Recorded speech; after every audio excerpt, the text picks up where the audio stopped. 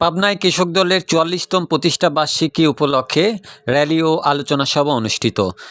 নানা কর্মসূচির মধ্য দিয়ে পাবনায় জাতীয়তাবাদী কৃষক দলের ৪৪তম প্রতিষ্ঠা বার্ষিকী উদযাপিত হয়েছে।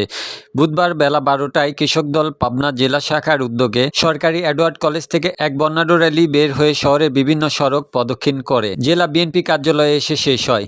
এ সময় আয়োজিত আলোচনা সভায় প্রধান অতিথির বক্তব্য রাখেন পাবনা জেলা বিএনপির আহ্বায়ক হাবিবুর রহমান হাবিব এবং প্রধান আলোচক হিসেবে উপস্থিত ছিলেন জাতীয়তাবাদী কৃষক দল কেন্দ্রীয় কমিটির সহসভাপতি মামুনুর রশিদ খান মামুন, পাবনা জেলা কৃষক দলের সভাপতি আবুল হাশেমের সভাপতিত্বে ও সাধারণ সম্পাদক মোহাম্মদ আসাদুজ্জামান আসিফের সঞ্চালনায় আরও বক্তব্য রাখেন পাবনা জেলা বিএনপির যুগ্ম আহ্বায়ক আনিসুল হক বাবু, সদস্য ডক্টর আহমেদ মোস্তফা নোমান, পাবনা জেলা কৃষক দলের সিনিয়র সহসভাপতি মোহাম্মদ হাবিবুর রহমান বাচ্চু, যুগ্ম সাধারণ সম্পাদক মোহাম্মদ আহসানুল হক মুন্না, সাংগঠনিক সম্পাদক মোহাম্মদ আমিরুল ইসলাম নিক্সন প্রমুখ।